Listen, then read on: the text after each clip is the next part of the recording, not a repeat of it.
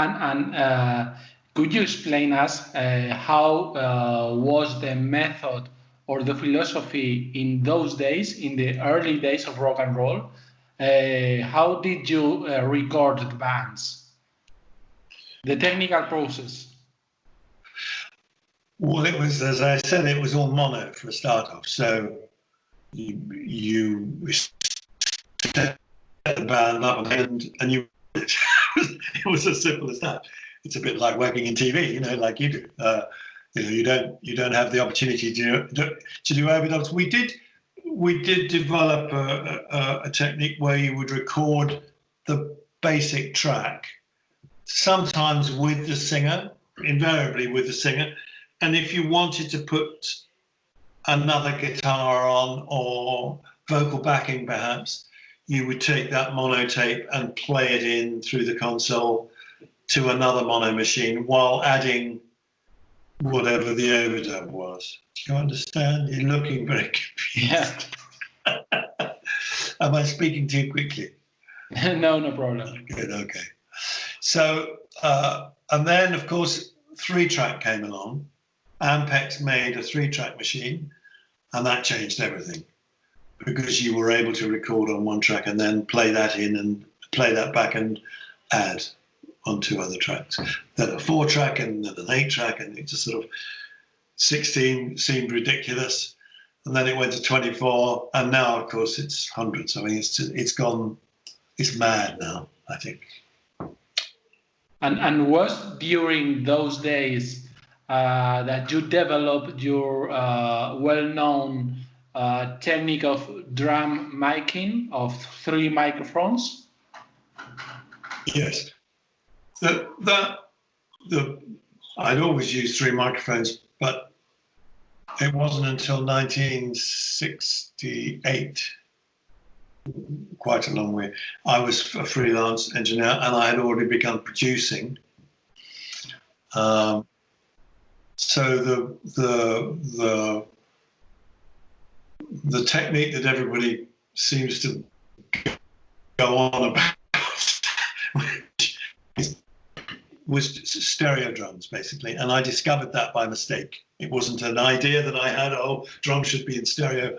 It was, I was doing the first Led Zeppelin album, and I had 2 Neumann 67s over the drums and a bass drum mic. And we cut the first track and we decided we would put an acoustic guitar on it. And there were no other 67s in the room. They were being used in another studio. So I borrowed the 67 I had been using on the floor, Tom pointing at the snare drum, took it away from the drums, set up Jimmy Page, he played acoustic guitar as an overdub. And then we decided we'd go on and do the next track. So I put the microphone back on the drums again, went back in the control room, and they'd started to play the song down as I arrived back in the control room. I lifted up the fader, and that 67 had been assigned to one side of the stereo when I did the acoustic guitar, instead of where the drums normally would be in the middle. And it sounded pretty cool. I thought, wow, that sounds good. I wonder what would happen if I put the other one on the other side. So I ended up, and I'm sure if it hadn't, it's a mistake. But nothing clever about it at all. And if it hadn't been John Bonham playing drums, I'm sure I wouldn't have. What have a special did that sound technique, sound recording technique of the drum? What could you achieve with that?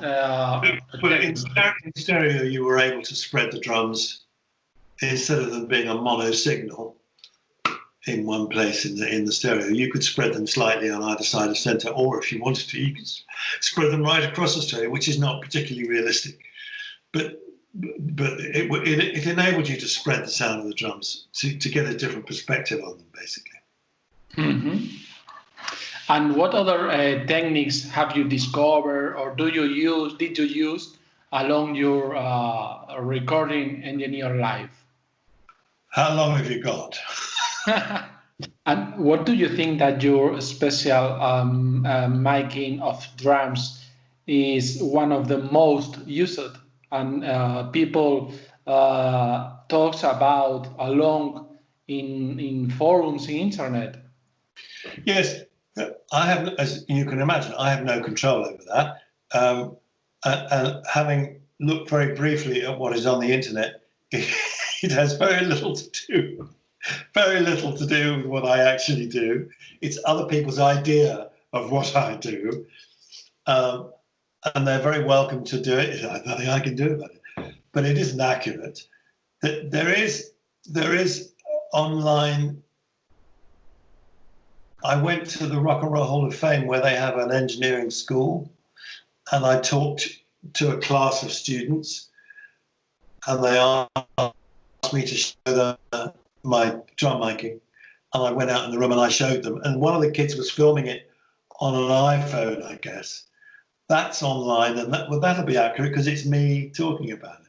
But a lot of people have a very strange idea about what that technique actually is. It relies on the type of microphone that you use and common sense, really. There's nothing else. And to recapitulate your miking technique, you use 3 microphones?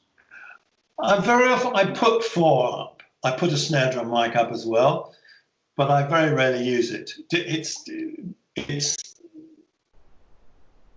I might use it to send to echo or something like that.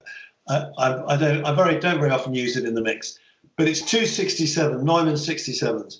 One is over the top of the snare drum, over the top of the kit, looking down at the snare drum, and the other one is off to the side of the tom-tom,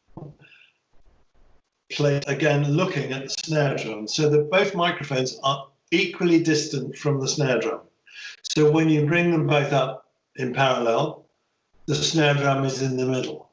Okay. Yeah, but you pan the drums, the microphones?